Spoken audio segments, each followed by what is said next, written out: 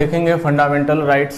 जैसा कि कल के क्लास में मैंने बताया था कि आने वाले समय में हम लोग जो मोस्ट इम्पॉर्टेंट आर्टिकल थे उसको करने के बाद फंडामेंटल राइट्स, उसके बाद डीपीएसपी, उसके बाद फंडामेंटल ड्यूटीज़, उसके बाद पार्लियामेंट, ऐसे करते हुए आगे के पॉलिटिकल सेक्टर को रिवाइज करते हुए चले जाएंगे।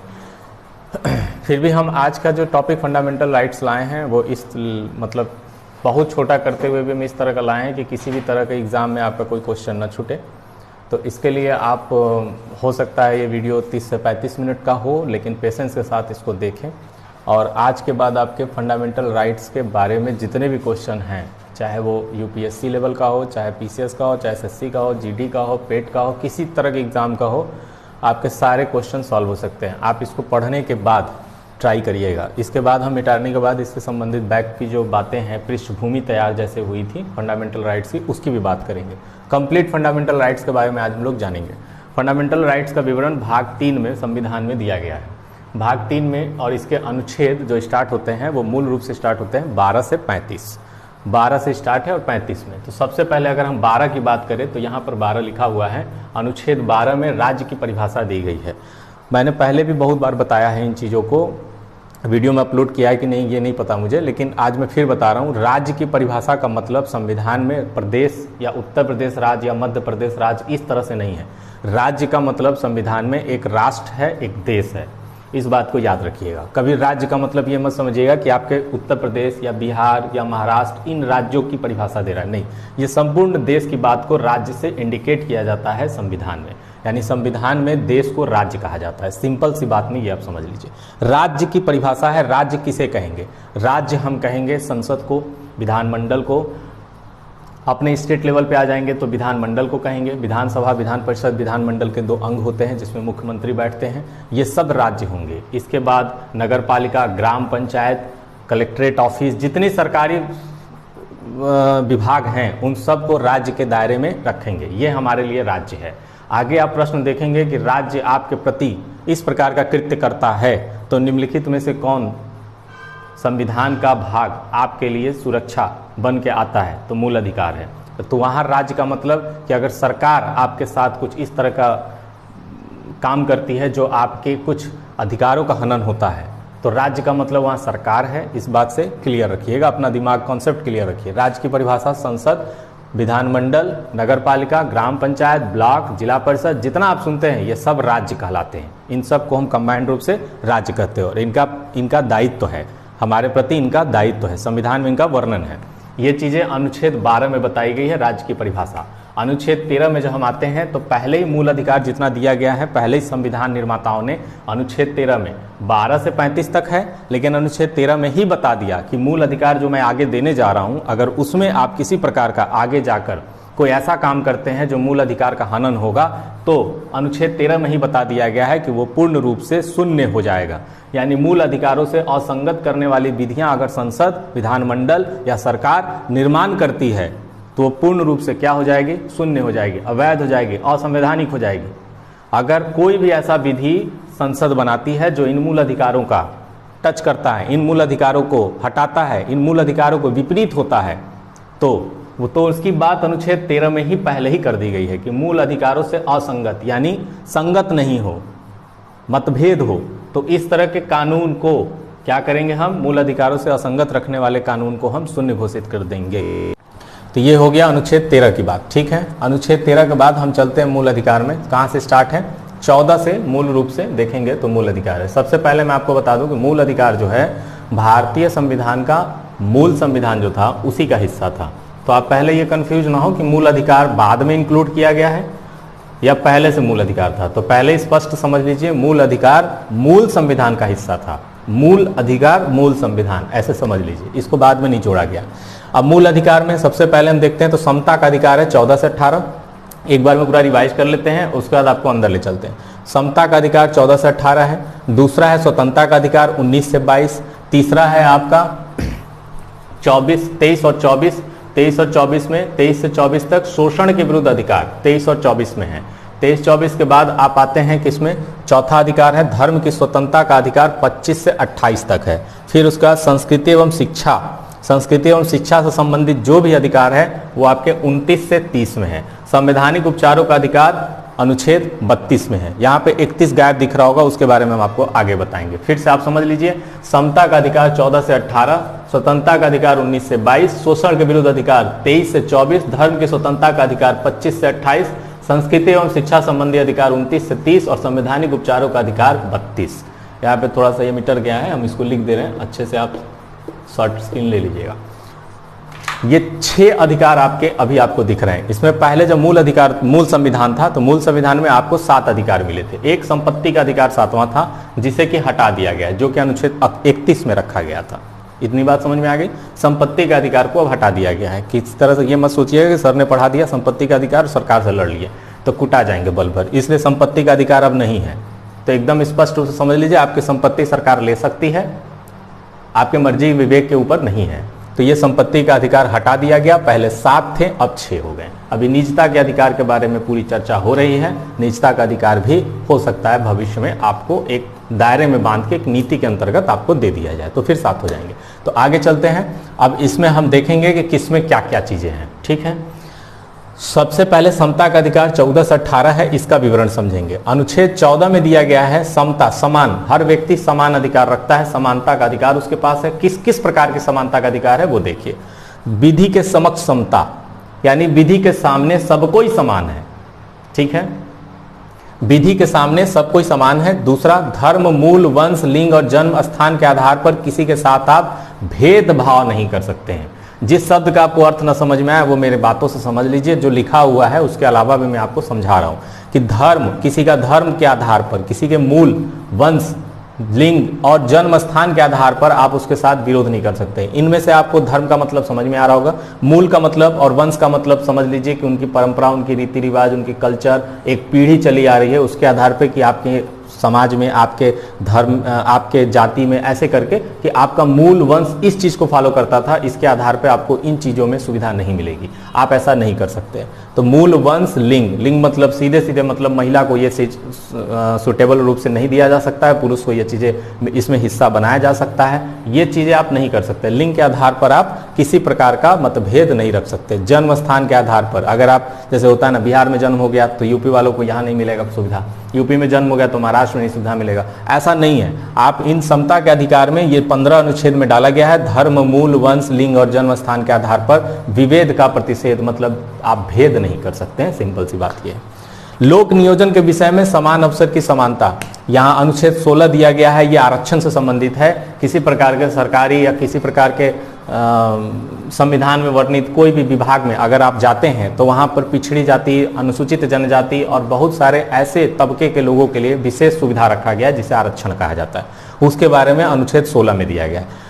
17 में अस्पृश्यता का अंत है, उसका आचरण निषेध है, मतलब आप किसी के साथ छुआछूत के आधार पर विरोध नहीं कर सकते हैं, ये बताया गया है 17। ये मोस्ट इंपॉर्टेंट है। अनुच्छेद 17 में अस्पृश्यता, अस्पृश्यता का मतलब सीधे सीधे समझ लीजिए ऊंच नीच, छुआछूत, इन सब की बात को अस्पृश्यता कहा जाता है, शुद्ध हिंदी वर्ड अस्पृश्यता है।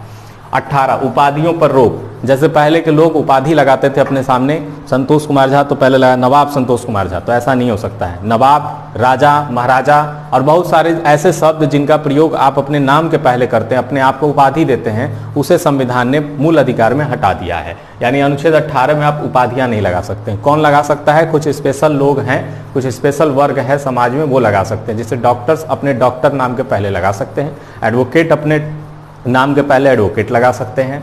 सेना के जो रिटायर अफसर होंगे वो रिटायर होने के बाद भी लेफ्टिनेंट कर्नल बने रहेंगे, उनमें कोई आपत्ति नहीं है। इन चीज़ों को इसमें रखा गया है, उसे उपाधियों में अंत नहीं किया गया है, इस बात को याद रखिएगा।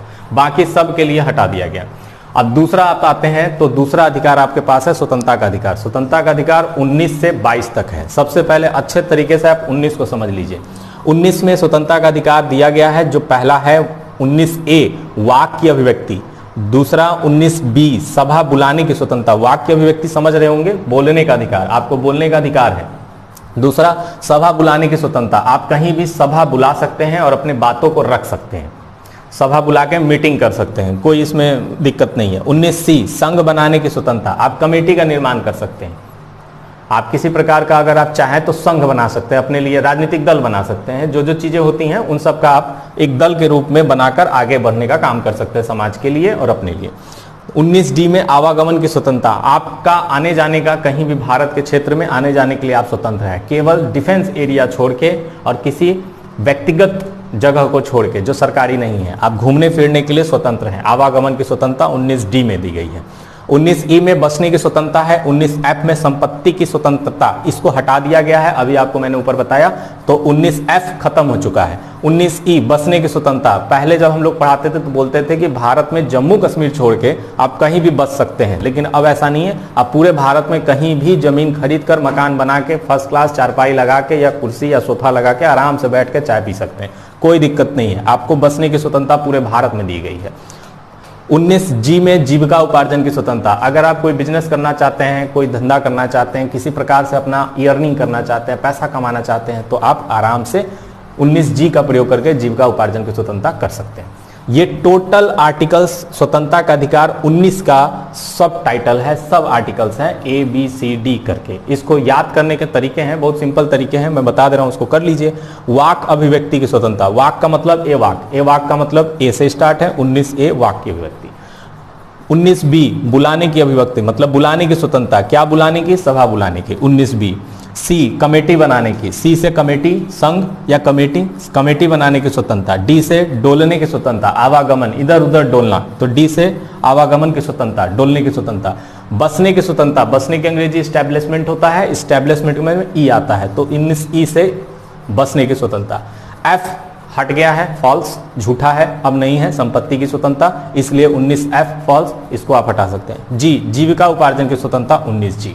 इस तरह से करके आप इसको पूरा याद कर सकते हैं। आगे जब आप बढ़ते हैं तो 23 और 24 आपको मिलता है, सॉरी 19 के बाद 20 मिलता है। अपराधों के लिए दोष सिद्धि संरक्षण, ये दोनों पॉइंट ढंग से समझिएगा, अच्छे तरीके से समझिएगा। जब हाई लेवल क्वेश्चन बनता है तो यही आपसे पूछा जाता है और वहीं आप दांत बा देते हैं। देखिए 20 में अपराधों के लिए दोष सिद्धि संरक्षण है, यानी एक अपराध के लिए आपको एक ही बार सजा हो सकती है। किसी भी तरह के अपराध के लिए आपको उसके अनुसार हर बदलते समय में बदलता सजा नहीं दिया जा सकता है। इसके बारे में 20 में दिया गया, अपराधों के लिए दोष सिद्धि संरक्षण, जब दोष सिद्ध हो जाएगा तभी आपको क्या होगा, सजा मिलेगी, वो भी एक अपराध के लिए एक ही सजा होगी। ये नहीं कि 2 साल की सजा हुई फिर 5 साल बाद उठा के चलो पुराने वाले के लिए 3 साल बचा है आज फिर उसके लिए जेल तुम जाओ, ऐसा नहीं हो सकता है। 20 में ये अपराधों के दोष सिद्धि संरक्षण की बात कही गई है, ठीक है। 21 में जब चलते हैं तो प्राण व दैहिक स्वतंत्रता। प्राण व दैहिक स्वतंत्रता का मतलब कि आप किसी भी परिस्थिति में आपका प्राण लेने का या आपके शरीर को हानि पहुंचाने का, कुछ विवाद में छोड़कर, जो फांसी की सजा होती है उसको छोड़कर, बाकी में संविधान किसी को अधिकार नहीं देता है।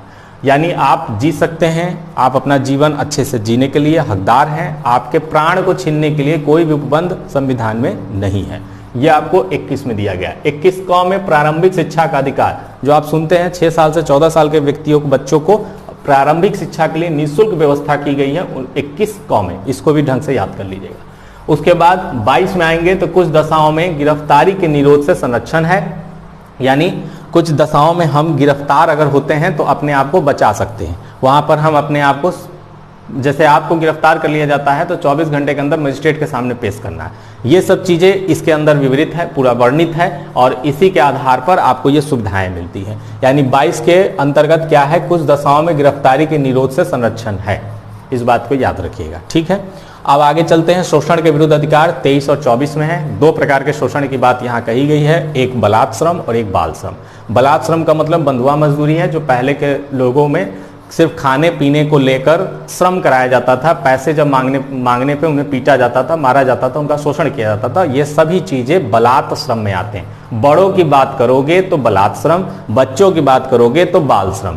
बच्चों को यही दिक्कत होती है कि स्टूडेंट हमारे इसी प्रॉब्लम में रहते हैं कि 23 में बलात् है कि बाल है, बाल किस में है, ऊपर बलात् और बाल में दोनों में कंफ्यूजन हो जाता है। तो आप एक बात याद रखिए, पहले आप बड़े होंगे उसके बाद बच्चों का जन्म होता है, तो पहले आप बड़े की बात कर लीजिए फिर बाद में बच्चों की बात करिए। यानी 23 में क्या है, बलात् श्रम और 24 में बच्चे हैं।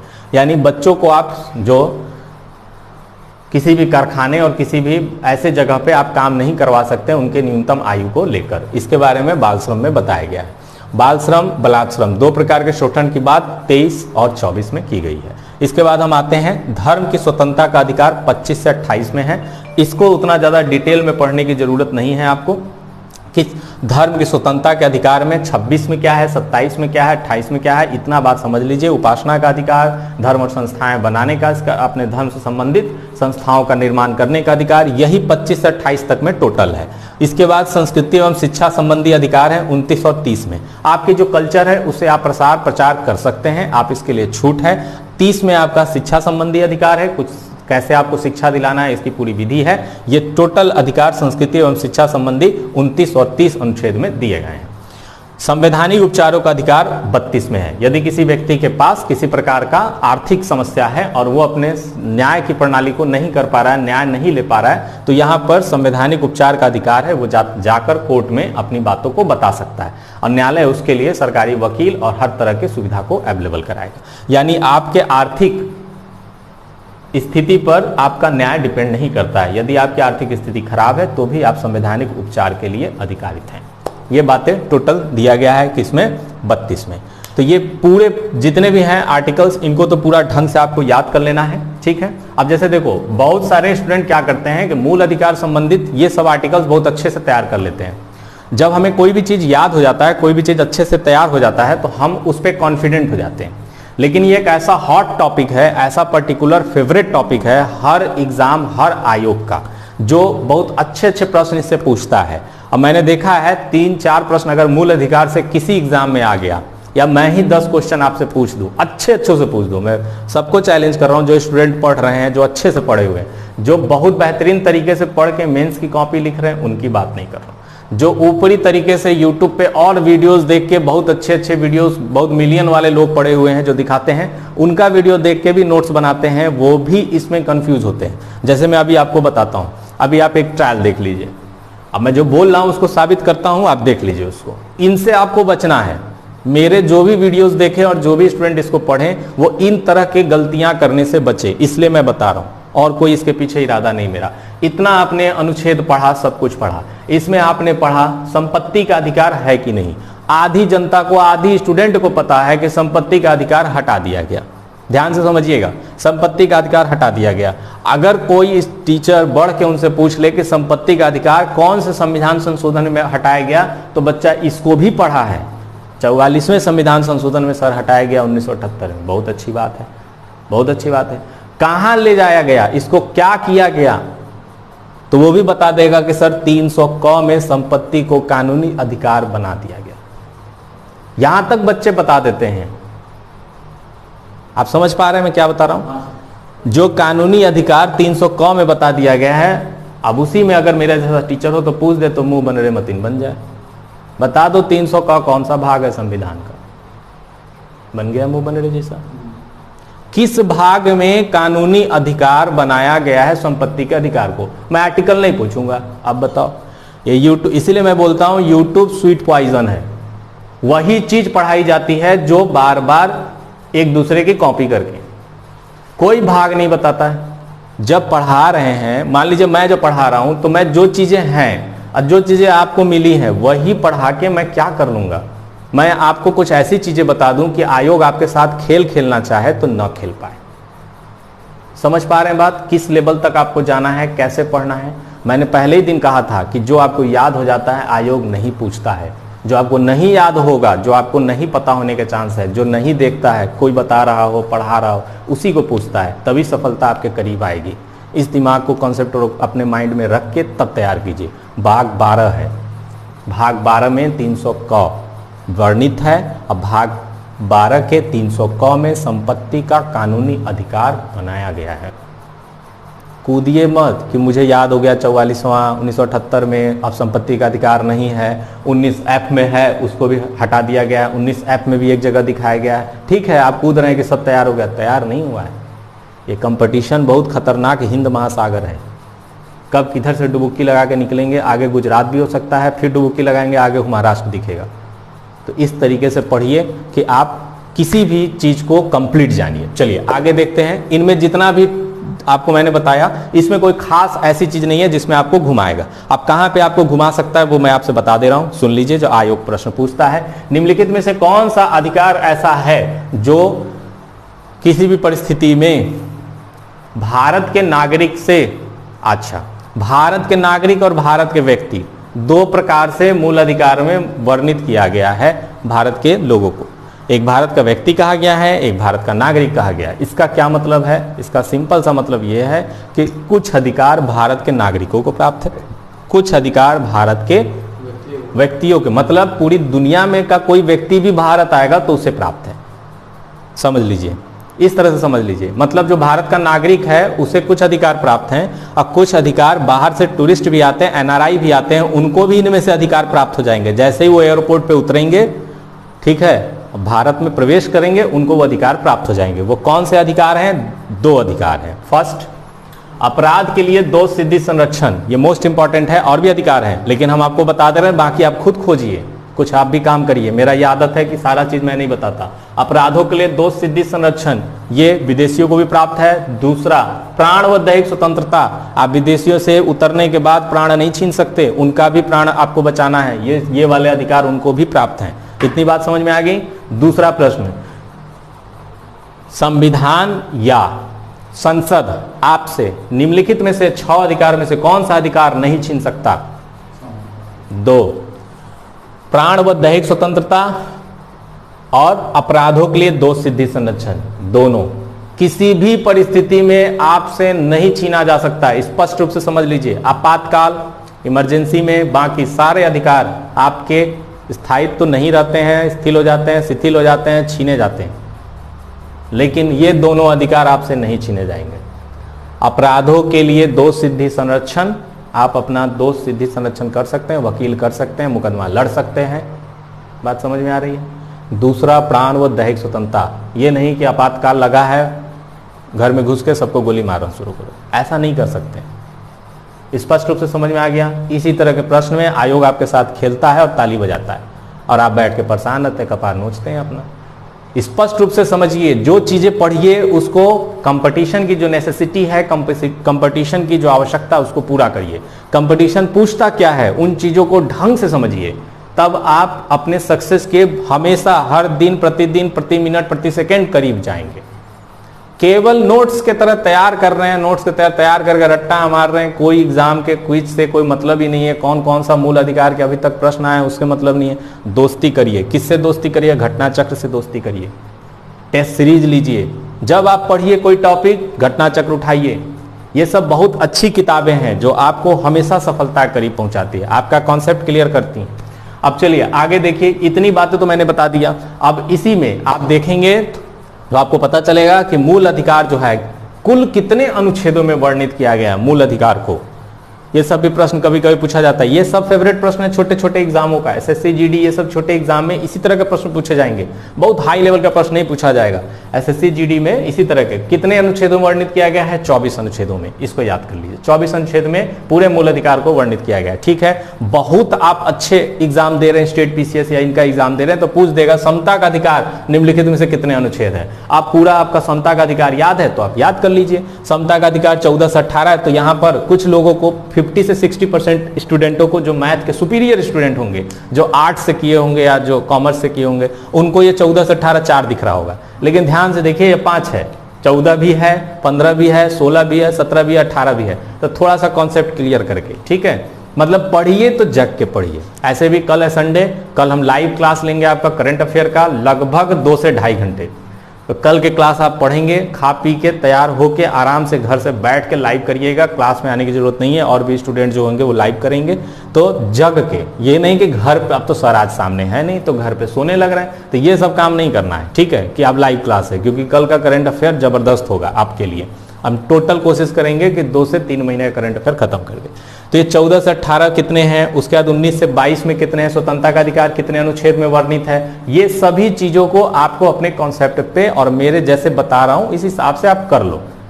समझ रहे हैं कैसे आपको तैयार करना है, क्वेश्चंस कैसे आपको बनाने हैं, क्वेश्चंस कैसे पूछा जाएगा, यही सब पूछा जाएगा। इतना कर लो, उसके बाद अगर बचे तो फिर मुझसे बताओ कि सर मूल अधिकार आपने पढ़ाया, उसके बावजूद मेरा ये प्रश्न बच गया। लेकिन अपना भी माइंडसेट बना के, ठीक है। तो ये सारी चीजें आपके मूल अधिकार संबंधित हो गया। अब हम थोड़ी सी बात करेंगे कि ये मूल अधिकार आया कहां से, ये जो इतना बड़ा बवाल है ये जन्म कहां से लिया, इसके पीछे की पृष्ठभूमि क्या है, इसके बारे में हम थोड़ा सा चर्चा करेंगे तो आपको पता चल जाएगा कि मूल अधिकार कहां से आया। अब इसका शॉर्ट स्क्रीन आप लेना चाहे तो ले लीजिए और खाली समय में इसको नोट डाउन कर लीजिएगा। बाकी हम इसके पीछे की पृष्ठभूमि आपको बताते हैं।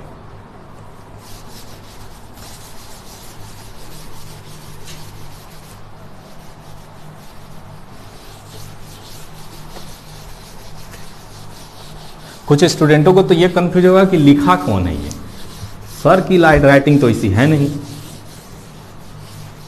अब आप लोग तो जानते ही हैं, जो नहीं जानते हैं वो तो सोचते होंगे कि सर जी कहीं से भाड़े पे लाए होंगे, लिखवा लिए होंगे। ऐसा कोई व्यक्ति है नहीं जो भाड़े पे लिखे। चलिए इसके पीछे का पृष्ठभूमि देखते हैं। आइए आपको दिखाते हैं मूल अधिकार सबसे पहले कैसे आया, आपके जहन में आया कि किसी और के जहन में आया, कैसे आया। पृष्ठभूमि मूल अधिकार का आपको पता होगा, मॉडर्न हिस्ट्री का टॉपिक है 1927 साइमन कमीशन। साइमन कमीशन एक बवालिया टीम थी इंग्लैंड की, आगे विराट कोहली से कहा कि मैच खेलेंगे। विराट कोहली उस समय बिजी था, अनुष्का से शादी होने वाली थी, उसने मना कर दिया, नहीं खेलूंगा। गुस्सा आ गया, उसने ऐसे ऐसे नियम बना दिए कि हिंदुस्तानी घबरा गए। तो साइमन कमीशन इससे मतलब है। आप लोग यही नोट्स बनाइए, यही लिखिए, टॉप करेंगे आप लोग। कहीं नहीं तो विराट कोहली तो खुश हो ही जाएगा। साइमन कमीशन आप लोगों ने पढ़ा है। साइमन कमीशन के आगे जब देखते हैं तो साइमन कमीशन के कुछ विवादों को लेकर कांग्रेस की सर्वदलीय बैठक हुई, बहुत सारे दलों के साथ बैठक किया उन्होंने, ठीक है, 29 दलों के साथ। बहुत कुछ इसमें मैं नहीं लिखूंगा, स्टोरी की तरह आपको बता दे रहा हूँ क्योंकि पॉलिटी का मतलब क्लास है। तो लगभग 29 दलों के साथ सर्वदलीय बैठक हुआ, ठीक है। सर्वदलीय बैठक किया कांग्रेस ने 1928 में। कब की बात है ये? फरवरी की बात है। और कहा कि डोमिनियन स्टेट का दर्जा हमें देना चाहिए, भारत को, हमें का मतलब भारत को डोमिनियन स्टेट का दर्जा देना चाहिए, या तो कुछ ऐसी सुविधाएं देनी चाहिए कि अब हम ये साइमन कमीशन पर विश्वास कर नहीं सकते। पढ़े होंगे साइमन कमीशन तो आपको पता होगा, बहुत सारा विवाद उसमें था। तो गुस्सा आकर फरवरी 1928 में सर्वदलीय बैठक होती है जिसमें 29 दलों के साथ बैठ के कांग्रेस ने अधिवेशन किया। होता क्या है कि मोतीलाल नेहरू और भी लोग जो थे इन सब की बातों को सीरियस रूप में, कांग्रेस की इन बातों को सीरियस रूप में गंभीरता से ब्रिटिश सरकार लेती थी। लॉर्ड बर्केनहेड जो उस समय ब्रिटिश मंत्री थे, उन्होंने गुस्से में आकर कि ये सांप सपेरों वाले देश के लोग आजकल इतना कूद क्यों रहे हैं, क्यों इतना इनका घमंड बढ़ गया है, कहाँ से ईगो आ गया है, इन सब चीज़ों को लेकर गुस्से में आ गया। और उन्होंने कहा कि तुम लोग को इतनी इतनी ये सुविधाएं चाहिए, तो क्या तुम्हारे पास इतनी क्षमता है कि तुम अपना संविधान या अपना कोई नियम या क्या चाहिए तुम्हें बना के हमें दे सको? ये चुनौती दे दिया लॉर्ड बर्केनहेड। काहे का लॉर्ड? लॉर्ड उन लोग के लिए, हम लोग के लिए तो बर्केनहेडवा होगा, लॉर्ड नहीं लगाते हम। तो लॉर्ड बर्केनहेड को आप बर्केनहेड याद करिए, लॉर्ड नहीं। लॉर्ड का मतलब समझते हैं ना, भगवान। कहाँ का भगवान? झुट्टा का भगवान। हम लोग तो ऐसे भी बहुत कम को भगवान मानते हैं, बजरंगबली, भोलेनाथ। तो कुछ लोग कहते हैं नहीं हम तो बजरंगबली को पूजते हैं। और आज तो शनिवार है, सुपरमैन का दिन है, तो हम लोग तो अपने भगवान में भी मतभेद रखते हैं, उनको कैसे भगवान मान लें? तो लॉर्ड बर्केनहेड ने चुनौती दे दी, ठीक। इस चुनौती को मोतीलाल नेहरू ने क्या किया? स्वीकार किया।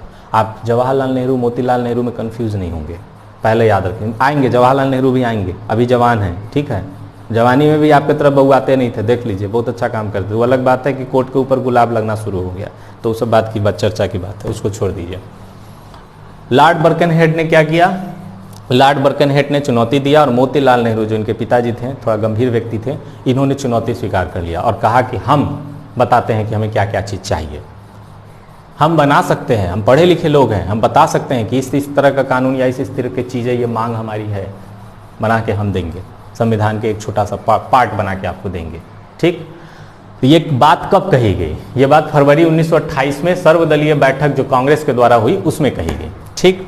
और कहा गया कि हम बनाएंगे। तो उसमें बनाने के लिए 29 दलों ने किसको रिप्रेजेंट किया? मोतीलाल नेहरू को। मोतीलाल नेहरू को कहा कि आप ही बनाओ ऐसा समिति जो क्या कर सके, जो मांग हमें चाहिए उन मांगों को बना सके। तो मोतीलाल नेहरू ने 8 सदस्य को साथ में लेकर, खुद भी अपने आप को जोड़ लेंगे इसमें, 8 सदस्य को साथ में लेकर एक क्या बोलते हैं, एक समिति का निर्माण किया। और इन समिति ने अपने द्वारा कुछ मांगों को बनाया जिसे कहा गया नेहरू रिपोर्ट, क्योंकि अध्यक्ष कौन थे? मोतीलाल नेहरू। 8 सदस्यीय लोगों का अध्यक्ष मोतीलाल नेहरू।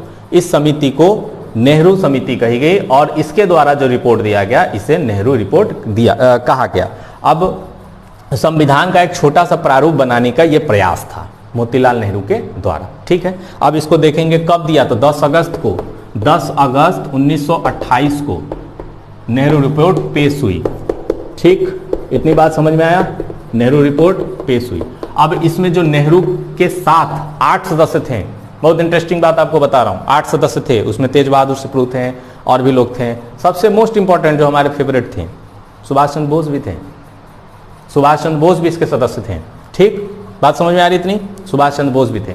अब उस समय जो बातें आगे चलती गई उसमें बोस और इनके मित्र जवाहरलाल नेहरू, इन दोनों ने कहा कि डोमिनियन स्टेट की मांग क्यों कर रहे हो। डोमिनियन स्टेट की मांग इसमें हो रही थी। डोमिनियन स्टेट का मतलब समझ रहे हैं, आज आपके पास केंद्र में एक शासन है, एक राज्य में शासन है, उसी प्रकार की कुछ मांग है। समझ में आ रहा, इतना ही रखेंगे, ज्यादा डीपली नहीं जाएंगे। डोमिनियन स्टेट का मतलब द्विसदनात्मक प्रणाली, ऐसे समझ लो। अब नेहरू, जवाहरलाल नेहरू ने और सुभाष चंद्र बोस ने क्या किया, विरोध किया कि पूर्ण स्वराज की मांग करो। बात समझ में आ रही है, पूर्ण स्वराज की मांग। उस समय तो नकार दिया गया। 1929 लाहौर के अधिवेशन में जवाहरलाल नेहरू की अध्यक्षता में क्या हो गया, पूर्ण स्वराज की मांग खुले तौर पे की गई।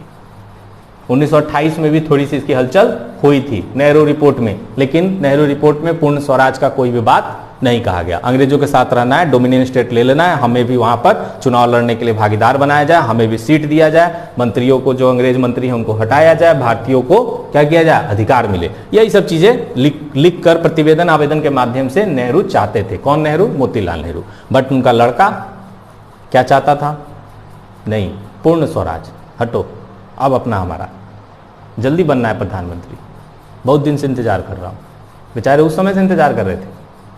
सुभाष चंद्र बोस भी साथ में थे, उन्होंने कहा कि हाँ एकदम सही दोस्तों, एकदम सही करा। चलिए आगे देखिए, इन बातों को लेकर नेहरू रिपोर्ट पेश होती है। नेहरू रिपोर्ट में बहुत सारी बातों को कहा जाता है, जिसमें कि मौलिक अधिकार का भी वर्णन किया गया। इनमें कहा गया कि हमें मूल अधिकार, मौलिक अधिकार के रूप में ये मांग हमें चाहिए। अब आपको मिलाना है कि कौन सा मांग ऐसा है जो मूल अधिकार में, जो अभी आपने पढ़ा है, उस मूल अधिकार में 1928 में ही मांग लिया गया था और उसको आज के मूल अधिकार में भी शामिल किया गया है। इसलिए मैं ये पढ़ा रहा हूं, ठीक है, नींद में मत होइए। कौन से ऐसे थे अधिकार जो नेहरू रिपोर्ट में मांगे गए, जो मूल अधिकार का हिस्सा आज भी संविधान में है। तो सबसे पहले आपका संपत्ति का अधिकार, उसके बाद समता का अधिकार, धर्म की स्वतंत्रता का अधिकार। अनुच्छेद में लिख देता हूं, आपको याद हो जाएगा। अनुच्छेद 14, 14 लिख रहा हूं, 14 से 18 कर दूंगा तो आप कहेंगे अस्पृश्यता भी मांगा गया सर उस समय, तो ऐसा नहीं है, इसलिए मैं 14 से 18 नहीं लिख रहा हूं। आप समझ रहे हैं बात। 14 समता का अधिकार, उसके बाद 25 धर्म की स्वतंत्रता का अधिकार, ठीक। 19 क्या लिखूं, 19F लिख दूं, संपत्ति का अधिकार, आप समझ जाएंगे। 19F संपत्ति का अधिकार। ये सब ऐसे अधिकार थे जो उस समय मांगा गया, ठीक। बात समझ में आ रही। न्यायिक पुनरावलोकन, न्यायिक संवैधानिक न्यायिक वाला भी मांगा गया। तो ये सब चीजें नेहरू रिपोर्ट में ही मांगी गई थी। इसलिए कहा जाता है कि जब हम मूल अधिकार बनाएं तो वो मूल अधिकार के कुछ हिस्से जो अभी हमें दिख रहे हैं नेहरू रिपोर्ट में पहले ही मांग लिए गए थे। यानी मूल अधिकार की पृष्ठभूमि 1928-29 में ही तैयार हुई थी और संविधान में उसको पूरी तरह से जब हमारे पास में पावर आया तो हम अच्छे तरीके से उसको डाले हैं। अधिकार को सीमित करके डाला गया है। पहले कितने अधिकार थे, कितने अधिकार मांगे गए, 19 अधिकार। नेहरू रिपोर्ट में 19, कॉमन सेंस लगाइए। लेकिन जब आप खुद मौका मिला आपको बनने के, आपको बनाने का, तो आपने 7 बनाया। एक संपत्ति का तो हटा दिया, 7 बनाया, तो कितना कम कर दिया। तो आपको समझ में आ गया कि ज्यादा अधिकार दूंगा तो जनता हमारे ऊपर ही नाचेगी। लेकिन तो अंग्रेज थे, उनके ऊपर तो नचवाना था, इसलिए 19 अधिकार मांग कर रहे थे आप लोग। अपना जब बनाने की बारी आई तो 7 बनाए। समझ में आ रहा है बात, टोटल समझ में आ गया। नेहरू रिपोर्ट के वजह से इसे क्या कहा गया, अधिकारों, मैग्ना कार्टा कहा गया। अधिकारों का मैग्ना कार्टा भी कहा गया नेहरू रिपोर्ट को। दिक्कत कहाँ हुई, दिक्कत तो होगी। बगल में दोस्त बैठा था दूसरा जिन्ना, उसने कहा कि ये सब चीज हम नहीं मानेंगे। अब हम बताते हैं कौन कौन तरीके से क्या क्या चीज़ों की मांग रखी जाएगी। 14 सूत्री फार्मूला सुनेंगे आप, जिन्ना का 14 सूत्री फार्मूला, वो इसी के बाद निकल के आया। इसलिए दोनों विवाद में लड़ने लगे, अंग्रेज का हाथ ताली बजाने लगा, जो लड़ो, दोनों लड़ो अपना जितना लड़ना है। उसके बाद इन लोग की लड़ाई को देख के अंबेडकर गरमा गए कि हमको तो कुछ मिल ही नहीं रहा है, मेरे समाज के मेरे वर्गों के लिए कुछ हो ही नहीं पा रहा है। तब वो क्या करने लगे, गोलमेज सम्मेलन चलने लगा, फिर पुनः पैक्ट हुआ। इसी तरह कहानी आगे बढ़ती गई, आपको मिला कुछ नहीं। चलिए आगे देखते हैं। 1978 में मैंने आपको पहले ही बता दिया, संपत्ति का अधिकार हटा दिया गया है 44वें संविधान संशोधन में। ठीक है, बहुत सारी चीज़ों को इसमें रखा गया था, और भी अधिकार हैं। मैं आपको 3 बताया था। श्रमिक जो होते हैं, श्रमिक हो गए, बंधुआ मजदूरी, इन सब चीज़ों के लिए भी मांग किया गया था कि इनका संरक्षण होगा। ठीक है, और न्यायिक में भागीदार बनेगा भारत। उसमें न्यायिक में क्या था, उसमें यह था कि ना हाई कोर्ट आपके यहाँ, ठीक है, अगर आपको फांसी हो गई, बात समझ में आ रही, तो प्रीवी काउंसिल आपकी सुनवाई लंदन से कराएगी। यहाँ पे आपको नहीं कुछ हो पाएगा, आपको लंदन जाना है। तो ये सब सुविधाएं बदलना था। अब इस पे ज़्यादा हम लोग अभी नहीं जाएंगे, इतना काफ़ी है। ठीक है, इसमें मुख्य रूप से अगर आप वचन की बात करेंगे तो अंबेडकर ने मूल अधिकार से संबंधित बातों पर कहा है कि ये सर्वाधिक, मूल अधिकार का जो भाग है वो सर्वाधिक अलौकिक भाग है। ये एक वचन कहा है, किसने, अंबेडकर ने, मूल अधिकार को। ठीक है, जैसे आपने प्रस्तावना पढ़ा, किसी ने हृदय, किसी ने आत्मा, क्या क्या कहा है, तो इन्होंने कहा है कि इस मूल अधिकार सर्वाधिक अलौकिक भाग है। ठीक है, अनुच्छेद 24 में पूरा डिटेल है। अमेरिका से लिया गया, आपको पता है अमेरिका से लिया गया है। क्यों, हर जगह पढ़ते हैं आप, अमेरिका से लिया गया, अमेरिका से लिया गया। क्या अमेरिका से कैसे क्या ले लिया गया, हम नहीं समझ पाते हैं इसको। आप लोगों को समझ में आता है, बताइए। अमेरिका से लिया गया है ना मूल अधिकार। सर जो मूल अधिकार वहाँ पे है, हाँ, मतलब भारत की तरह ये, मतलब अमेरिका से लिया गया है। भारत के तरह है मतलब भारत के तरह है मतलब पहले भारत में बना या अमेरिका बना? अमेरिका में बना। तो सर वहाँ के नागरिक हैं, वैसे ही उनको आपको जैसा चाहिए था अमेरिका में वैसा मिला, ये करने का मतलब हुआ ना? नहीं सर, वैसा तो नहीं है, लेकिन सर उसको ठीक है, कुछ काट छांट किए, अपना स्नो पाउडर, क्रीम, लिपस्टिक लगाए, वो अलग बात है, वो छोड़िए। कहने का मतलब आपने एक बेस वहां से लिया। भारत के 2 मिनट के लिए भारत को हटा दीजिए। दुनिया में सबसे पहले संवैधानिक दर्जा मूल अधिकार को अमेरिका के संविधान में मिला। मूल अधिकार को संवैधानिक दर्जा सबसे पहले अमेरिका के संविधान में प्राप्त हुआ, और वहां के संविधान के मूल अधिकार जो हमें जिस प्रकार के चाहिए उनसे मैच कर रहे थे। उसमें हमने कुछ काट छांट करके अपने अधिकार में सम्मिलित किया है। इसलिए कहा जाता है कि भारतीय संविधान के मूल अधिकार को हमने अमेरिका से लिया है।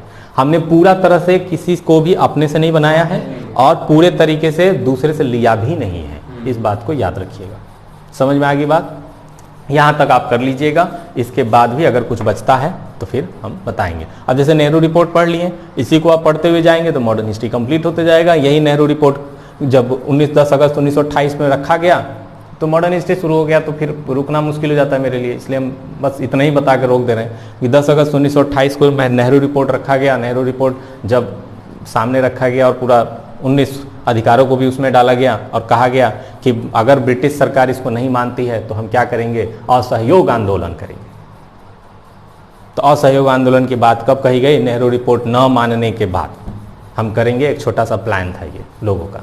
तो इसी तरह पढ़ते हुए जाएंगे तो आगे आपको मिलेगा गोलमेज सम्मेलन, पुनः पैक्ट, ये सब मिलता जाएगा। फिर धीरे धीरे मॉडर्न हिस्ट्री खत्म हो जाएगा। आई होप इसको पूरा तरह से कंप्लीट कर लेंगे आप, और 2 से 3 बार टोटल इसको देखेंगे और नोट्स बनाएंगे। और जितने भी घटना चक्र और अच्छे किताबों के क्विज हैं उन सब को लगाइए। अगर कोई प्रश्न बचता है तो फिर हमसे बताइए। ठीक है, कल 11 साढ़े 11 के आसपास ऑनलाइन क्लासेज आपके स्टार्ट होंगे करंट अफेयर के। बाद में वीडियो अपलोड होता है नहीं होता है इसकी गारंटी मैं नहीं दे सकता, क्योंकि लंबा क्लास होगा। तो इसलिए आप प्रयास करें कि इस टाइम पे हम इसलिए रख रहे हैं क्योंकि कल लोगों को काम भी रहेगा, थोड़ा सा उस टाइम में खाली भी रहेंगे। धूप अगर हुआ तो आप घूमेंगे नहीं, घर पे ही रहेंगे, अपनी स्टडी करेंगे, तो उस समय आप पढ़ सकते हैं। ठीक है, इतना नॉलेज आपके लिए काफ़ी है, बाकी आप तैयार कर लीजिए। धन्यवाद।